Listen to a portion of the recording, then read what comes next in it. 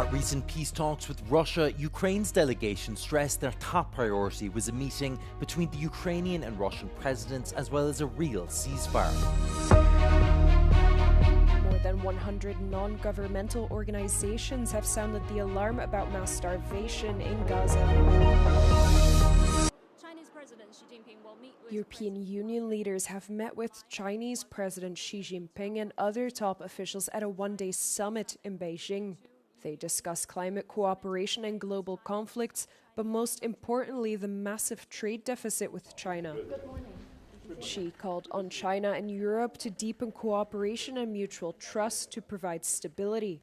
But Commission President Ursula von der Leyen pointed out that cooperation needs to be mutual beneficial and urged for a more balanced relationship with Beijing. Meanwhile, European Council President Antonio Costa called on China to use its influence over Russia to bring an end to the war in Ukraine. Von der Leyen and Costa were also expected to raise concerns over Chinese cyber attacks and espionage, its restrictions on the exports of rare earth minerals, and human rights issues in Xinjiang, Tibet, and Hong Kong. The talks were initially scheduled for 2 days. However, they were scaled back amid economic uncertainty, the wars in the Middle East and Ukraine, and the threat of US tariffs. Europe is also treading carefully, avoiding to move too closely at China in order not to antagonize US President Donald Trump, which further complicated the summit. The launch of a new competitiveness alliance was the key outcome of the EU-Japan summit held in Tokyo on Wednesday. Japan marked the first stop on a week-long Asia tour for European Commission President Ursula von der Leyen and European Council President Antonio Costa. Together with Japanese Prime Minister Shigeru Ishiba, EU leaders discussed strengthening ties focusing on security, but also economic cooperation in a bid to reduce reliance on China for critical materials. Japan is the European Union's closest partner in the Pacific. Our partnership with Japan is not just strategic. It is based on shared principles and common vision. During their visit, von der Leyen and Costa took part in several high-level events to deepen EU-Japan relations, including a visit to Expo 2025 in Osaka, joined by EU High Representative Kaja Kallas. President von der Leyen was also awarded an honorary doctorate from Keio University in Tokyo. However, the summit's headlines were overshadowed by the news of a separate deal between the US and Japan, with Washington agreeing to reduce tariffs on Japanese imports from 25% down to 15%. Dear Shigeru, first and foremost, I want to say congratulations. Congratulations on your successful negotiations on a tariff deal with the United States. This summit between the European Union and Japan comes at the right time. The world is changing rapidly. For strategic partners like us, it means being even more closer to face the realities of our times. The EU delegation now bids sayonara to friendly Japan, heading next to Beijing for an EU-China summit, expected to be considerably more complex.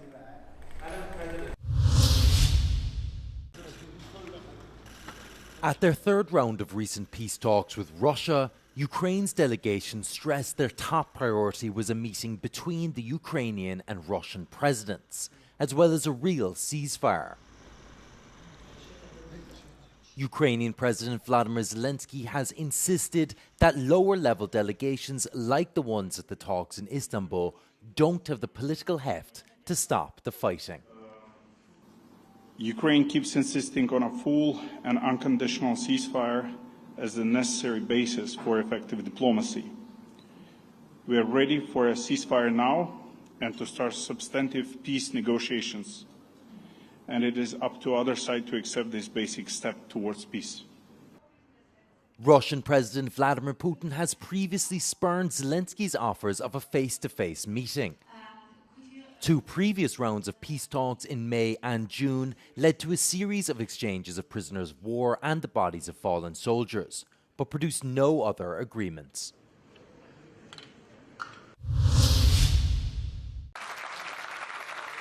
Ursula von der Leyen has called Volodymyr Zelensky to express concerns and demand explanations over a new law that weakens the independence of two of Ukraine's anti-corruption agencies. Under the legislation, the agencies are brought under the direct oversight of the Prosecutor General, who is a political appointee. Following public outcry, the Prosecutor General, Ruslan Kravchenko, promised not to interfere with the agency's independence in his first public comments on the matter. Ми обговорили, домовились працювати конструктивно і разом, кожен по своєму напрямку діяльності, і ніхто не буде заважати працювати, тому що у кожного достатня кількість кримінальних проваджень та роботи, нам нема що ділити. The direct intervention of the European Commission president represents a new escalation in the unexpected clash between Brussels and Kyiv. It's the first time since the start of Russia's full-scale invasion that the executive has voiced such explicit criticism against Zelensky's government. As protests continue in Ukraine, Zelensky subsequently said he will propose a draft law that would ensure the strength of Ukraine's law enforcement system. German Chancellor Friedrich Merz received French President Emmanuel Macron in Berlin on Wednesday. European defence projects, including the FCAS fighter jets and MGCS tanks, were one of the most important topics for both the leaders, who met at a villa for dinner on the outskirts of Berlin. The projects are currently at risk as cooperating companies are technically rivals, which isn't helped by Macron stepping down in 2027, meaning the leaders, often referred to as Europe's power couple, only have a year together before France enters the hot phase of the election campaign, and Macron will be viewed as largely irrelevant. Also top of the agenda for the talks was tariff negotiations between the EU and the US, as the deadline for 30% blanket tariffs on European goods is rapidly approaching. A deal is thought to be imminent. With Europe standing on the crossroads, not only in terms of defence, but also energy, trade and EU policies, the leaders have a lot to discuss whilst time is still on their side. Liv Stroud, in Berlin, for Euronews. More than 100 non-governmental organizations have sounded the alarm about mass starvation in Gaza in a joint statement. Prominent NGOs like Doctors Without Borders, Amnesty International and Oxfam warned that they witnessed their own colleagues and partners, quote, waste before their eyes. They are once again calling for an immediate ceasefire, the opening of all crossings, and the free flow of humanitarian aid. The statement comes exactly 2 months since the launch of the controversial US-backed Gaza Humanitarian Foundation. The UN Human Rights Office said that since May, more than 1,000 Palestinians trying to access food and aid in Gaza have been killed by Israeli forces, mostly near aid sites run by the GHF. Later this week, U.S. Special Envoy Steve Witkoff is set to travel to Europe to discuss a range of issues, including Gaza and the push for a ceasefire. Witkoff will also travel to the Middle East, where he is hopeful to come forward with a ceasefire agreement and the establishment of a humanitarian corridor. Thailand is closing more border crossings with Cambodia, as well as withdrawing its ambassador and expelling Cambodia's diplomat. It follows an incident in which a Thai soldier lost a leg in a landmine explosion in a border area which has several small pockets claimed by both countries. Thai authorities claim that the mines were newly laid along paths that by mutual agreement were supposed to be safe. The decision reflects deteriorating relations between the two countries, following an armed confrontation in May in which one Cambodian soldier was killed in one of several small contested patches of land.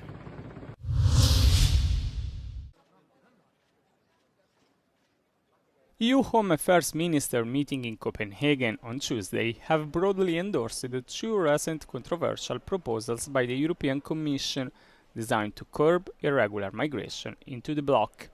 By changing the EU definition of safe third countries, member states would be allowed to dismiss asylum applications without consideration and transfer applicants overseas, even if the migrant has no connection to the place in question.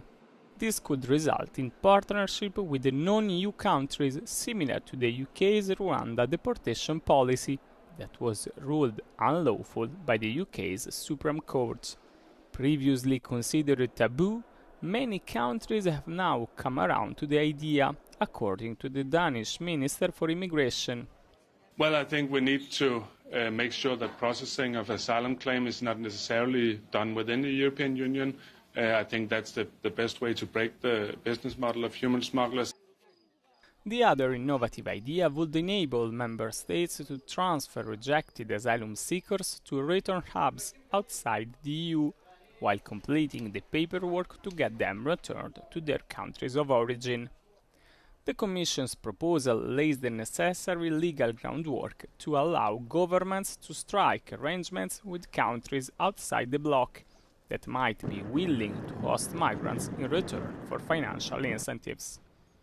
Two centers built in Albania by the Italian government, initially meant to host asylum seekers and now converted into return centers, could serve as a model. Other countries could follow suit with similar schemes.